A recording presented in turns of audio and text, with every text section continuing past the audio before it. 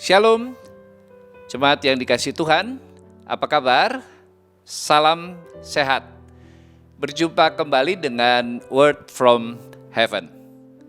Suatu ketika Tuhan Yesus sedang mengadakan perjalanan dan dia tiba di perbatasan antara Samaria dengan Galilea. Dan dalam perjalanan itu Tuhan Yesus bertemu dengan 10 orang yang sakit kusta. Dan mereka memohon belas kasihan Tuhan agar Tuhan menyembuhkan mereka. Lalu Tuhan Yesus berkata, "Pergilah ke bait Allah." Saudara, mereka tidak bertanya lagi, tapi mereka melangkah ke bait Allah dan di perjalanan Tuhan menjamah mereka. Ini bukti bahwa 10 orang ini mereka melangkah ke bait Allah dengan iman mereka. Sebab ada aturan di dalam agama Yahudi bahwa orang kalau sudah sembuh dari sakit kusta, maka mereka harus ke bait Allah dan diperiksa oleh imam. Dan imamlah yang berhak menyatakan bahwa orang ini sudah sembuh atau belum. Pertanyaannya, pada waktu mereka berjalan ke bait Allah, apakah mereka sudah sembuh? Belum.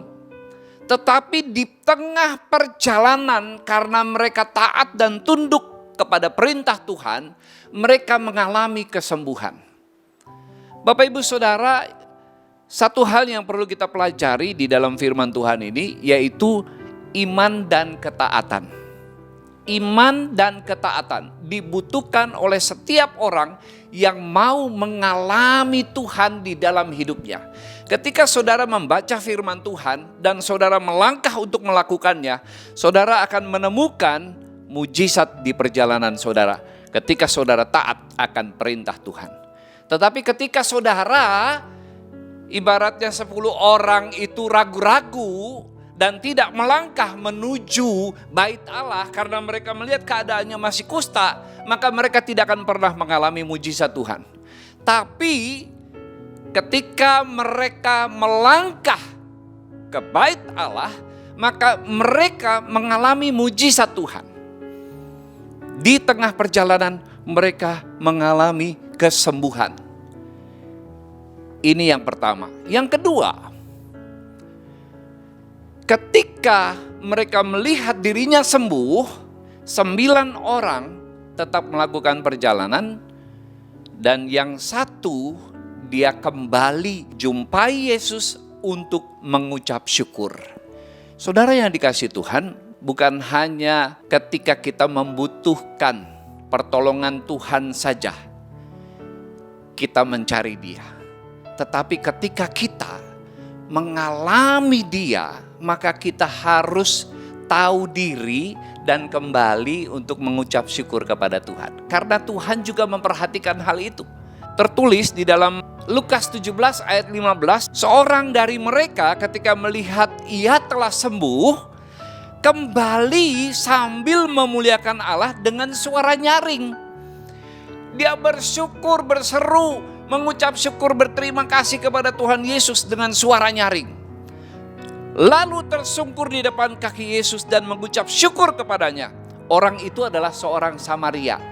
Bapak Ibu Saudara yang dikasihi Tuhan, Tuhan menghargai ketika saudara mengucap syukur dan berterima kasih atas apa yang Tuhan buat dalam hidup saudara. Tuhan memperhatikan itu. Sebab Tuhan bertanya kepada satu orang ini, kemana yang 9 lainnya?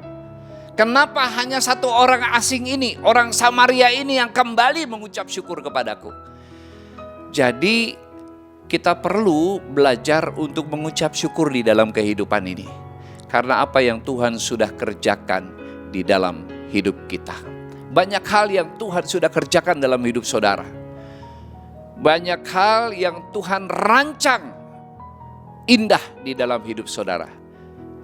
Wajar dan patutlah kalau kita tahu diri untuk kembali kepada Tuhan, menyerahkan hidup kita untuk dipakai oleh Tuhan menjadi berkat bagi orang lain.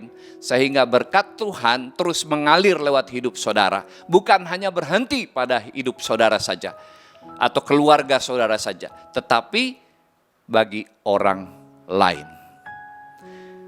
Biarlah firman Tuhan ini memberkati kita pagi hari ini sebelum kita melakukan apapun tugas, kegiatan, dan tanggung jawab kita.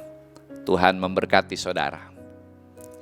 Jika Bapak Ibu Saudara membutuhkan dukungan doa dan kanseling untuk pergumulan yang sedang dihadapi, Bapak Ibu Saudara bisa mengirimkan WhatsApp ke nomor yang tertera di bawah ini.